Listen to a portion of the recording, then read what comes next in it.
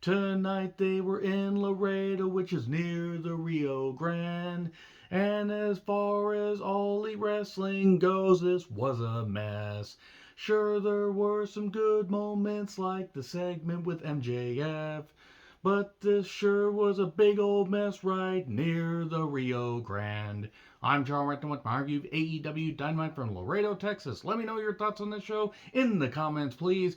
Though if you were expecting me to be very, very positive about this show, you are going to be sorely disappointed, because while there were a few moments that I didn't mind, as far as an episode of their flagship show that's been going on for over 3 years, this was 80% of this show was a fucking mess. There were some brutal moments, there were some good moments, but goddamn, it was like a 2-hour episode of Rampage. One of the worst episodes of Dynamite they put on in quite a while. And I always give a mulligan to the pandemic era because they were doing the best they could. And then once they started getting fans back in, you could be a little more critical. But as far as being back out on the road full time and with everything, and maybe half the crew was gone. I don't know. Maybe they just took a look and said, we're only drawing half an arena full of people. If that, I think it's like 8,100 people capacity for the particular arena they were in. And they maybe got 4,000. You could tell because the crowd was being noisy, but it was very echoey. That's really goddamn sad. But starting off on a somber note, in memory of Jarrett, wrestler, longtime promoter of Memphis Wrestling. So glad he got to do the Vice TV show, Tales from the Territories, tell a bunch of stories. Hopefully they shot other footage. Maybe can have a bonus episode and continue to share the love and appreciation that Jarrett had for professional wrestling. 80 years old, lived a full life, left a hell of a legacy as far as what he did with Memphis Wrestling. And you have to wonder what could have happened if he would have been running the company had Vince McMahon gone to jail with because of the steroid trial. But we have the announcers pitch, Excalibur, Shivani, Taz on commentary. Credit to Jeff Jarrett for getting out there and wrestling, just not that much time after his dad passed away. Tougher than a lot of people. Credit to him. Can only imagine the range of emotions he was going through, but he wanted to get out there, he wanted to entertain, he wanted to perform. And he was there with Team TNA, Dutt, Giant Silver Jr., and Jay Lethal. And then Jane, you ignorant, can't say that word. Caster praises Jarrett, but calls Jeff a douchebag and knocks him and everything. But it was a fairly light rap. It's just a little chilly, dear. Fairly light rap compared to what Caster could have said. But as far as the tone, it was fine. So the Acclaimed, Billy, and Orange Cassidy with Danhausen took on Lethal, Jeff Jarrett, Dutt, and Giant Silver Jr. Dutt, who was just there to take the pin and do comedy. I'm going to say right now, the Acclaimed are close to being toast. Yes, losing the tag titles isn't like the absolute death knell, but there have been some issues going on with the tag division since they won the titles. Like pretty much since Full Gear, it has been pretty obvious that the tag division has been kind of put on ice. And while the Acclaimed are entertaining, some of their feuds have not been all that great, and unfortunately, the feud with the Guns I don't think is working nearly as well as Tony Khan, everybody might have hoped, because this has not worked at all. The Giant sucks. He sucks. He can't do anything. He looks impressive standing there, but he can't do anything. The Orange Cassidy stuff, same as it ever was. Jarrett and Billy are a combined age of 114 years old, but credit to them, they are still out there wrestling. The Guns are on the stage. Aubrey was made to look like a buffoon, and Aubrey's not a buffoon. Aubrey's a very good official, one of the nicest people I've ever met, and I love her. She's a great referee. Her and Red Shoes, my two favorite referees going today. They make her and every referee on this crew look stupid when they don't need to look stupid. We get a melee, Dutt on the ground, looking like a fool with your Dutt on the ground. Bowens is going to do the scissor me timbers, the leg drop, while Caster's holding his legs open like he's riding a goddamn motorcycle. But then Bowens gets knocked off. And then they're going to have Cassidy do it, but he gets knocked off. And then Lethal, Jarrett, everybody just does all this and does all this comedy. And Bowens finally gets back up there and does the scissor me timbers 1, 2, 3. That was a spot that they milked for a while that, yes, the crowd popped for. It doesn't feel like the Acclaimed are as hot as they were, and sure, you can't keep people as hot as they were, like, say, at Dynamite Grand Slam, or even at AEW All Out. Some ebbs and flows, but it just feels like they've done them no favors as far as how they book the tag division. And I'm worried what's going to happen a little bit later with the tag team division. This was a comedy match that should have just been a dark match. I mean, it is what it is. So, pre-tape, Danielson's fired up. He's still covered in blood because it's taped last week, and he will beat MJF, and he will take his soul from his body. Maybe not, but he'll take the title. So, Wild Thing, you make Laredo sing, you make everything groovy. I don't know why I'm saying it like that. Moxley and Claudio taking on Roosh and Preston Vance with Jose the assistant. It's a Texas Tornado match, so that means that there's no tags you can get in, but you still have to go with the confines of the rules. And oh wait, what's that? We can just attack somebody during their entrance and throw chairs and bleed and beat each other up and just ignore the referee and everything and treat it like a street fight. We could have called it a street fight, but why call it like that? We could just call it a Texas Tornado match. Hey, that means we have to hop around on one foot. That means if we were ever eliminated from the 1991 and 1992 Rumbles, both our feet would need to touch the floor, but since we're the Texas Tornado, we would not technically be eliminated. I'm just going to be a jackass here when it comes to this match because this match was terrible.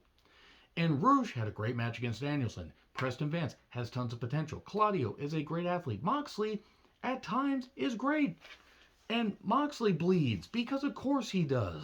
Because it's the day that ends in Y. Claudio gets the chain and hits Preston Vance 5 to 7 times with a loaded chain punch. And Preston Vance is still conscious. Why not just why not just put the International Space Station in, out of orbit and just slam it on him? Maybe it'll be a 2 count. And I'm not even knocking Vance. It's just like, use weapons in the proper way and they'll mean something. Otherwise, oh, okay, he's just using this, or he's using chairs. Oh, this, and oh, there you are, Yuta. And Yuta chases Jose the assistant off after Jose uses a chair. And then Claudio doesn't have the chain, but Moxley does. He David Carradines Preston Vance and then chokes him out. There you go. Texas Tornado Street Fight, Falls Count Anywhere match, whatever it was. Oh, the Butcher and Blade and Kip were beating up Hangman, who was watching TV backstage, because Kip and Hangman are having a match next. Or not next. They're having a match a little bit later in the night. The Dark Order and some officials make the save. JR sits down with Wardlow. All about Wardlow and his relationship with his dad. This was emotional, and anybody that has lost a parent, this would obviously mean something to you. His dad was diagnosed with severe cancer and unfortunately passed away. Was able to see the beginning of Wardlow's career.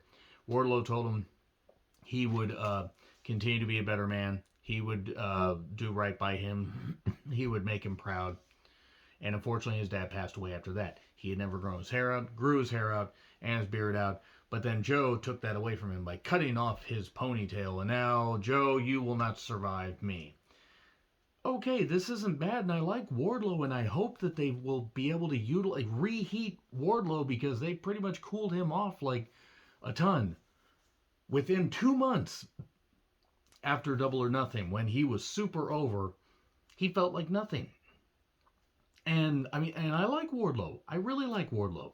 And he's a beast of an athlete. I think him and Joe could put on a pretty damn good match. But this has been so staggered and weird and everything. It just yes, Wardlow was off for a little bit because he had an injury or whatever. I just don't get it. I think that this company is having its issues because it has so many people and it has some unnecessary people. It needs to focus on the right people. Wardlow's somebody they should have focused on for a while. A good sit-down interview. I just worry they're not going to capitalize on this stuff with Wardlow. Mark Briscoe versus Josh Woods. Josh Woods had Mark Sterling, Tony Nese, and Ari Daivari in the corner. Mark gained a big pop. Mark apparently is all elite. Good. I'm glad that Mark Briscoe's game to be featured. It's unfortunate that the Warner Bros. Discovery executive, and I don't know who it is. If it's that Zaslav guy, I wouldn't be too goddamn surprised, or however the hell you say his name, because he's a goddamn nut job and everything, and a goddamn piece of shit, and I hope he loses his goddamn ass. But whoever that Warner Bros. Discovery executive was, that would not allow this whole thing. I hope you have a miserable Christmas. I hope you have a miserable year. And I hope your children abandon you. God forbid if you do have children. But that being said, Mark Briscoe getting a big pop. He's got a unique style. That's putting it mildly. But there's interference and suddenly the Lucha Bros show up to a big pop. I guess they're back. So we're getting a trios match at some point, teaming up with Mark Briscoe against Woods, Nice, and Daivari. Probably on the pre-show. You know what? Fine. That's fine. Corkscrew, neckbreaker, or twist to the floor. Don't know why anyone would take that. Josh Woods has big potential as far as his ability. He's quite good. Mark Briscoe definitely has that unique style. He did get the chair, did the Sabu dive, did it better because Mark actually can, make that shit look good. Sabu usually would crash and burn because he was a nut.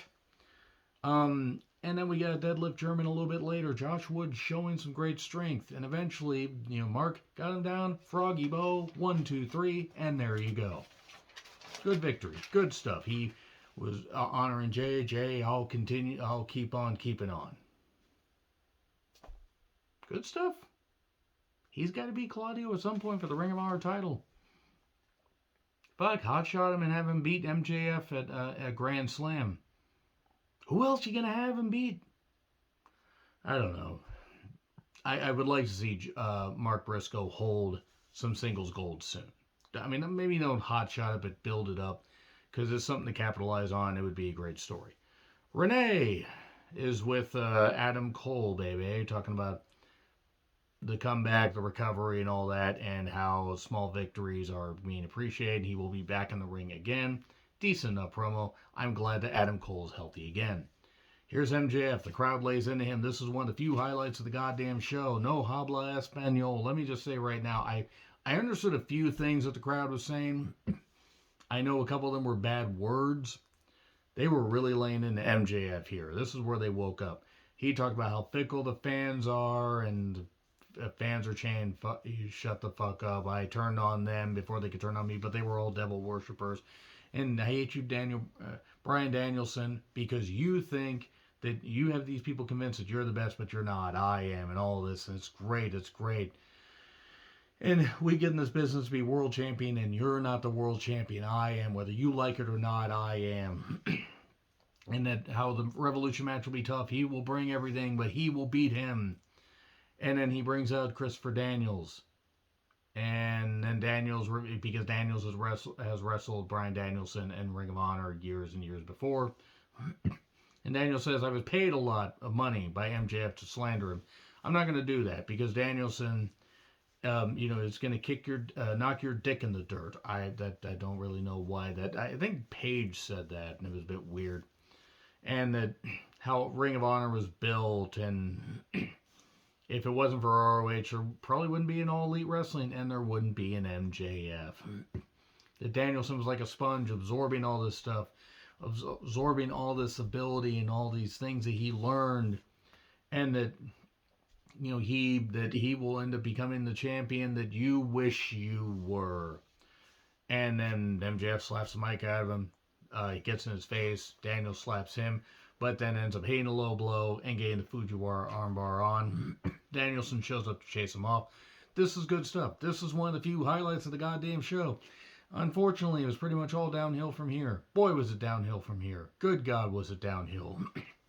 Pre-tape on the gun. Speaking of downhill, they are trying, and bless these guys, it ain't working. Tarzan Boy gets a pop. We have Jungle Boy against Brian Cage for Prince Na, hey, hey. It's a rematch from Winter is Coming. I forgot that they face off at Winter is Coming. I tend to try to forget about Brian Cage matches. Jumpstart by Jungle Boy. Cage does his usual shit where, yes, it's impressive he can move for being a human animal balloon, but he's still not very good. And eventually Jungle Boy comes back, stop and splash combo, and then hits the fist from behind. And then gets a Mahi Straw Cradle 1, 2, 3, or a variation of the Mahi Straw Cradle. And gets the victory. Okay. I'm not against them having a few more matches where people can get wins, but they got to rotate through some people and figure out who they want to keep and who they don't want to keep. Tony can honor contracts, but it's getting to the point where things are going to have to be cut way down. Cut at least a third of the roster. Christian Cage is back. Because this feud will never ever end. I mean, yes, Christian got injured and they had to cut it short, but Jungle Boy approaches him and then Christian Cage pepper sprays him and hits the kill switch.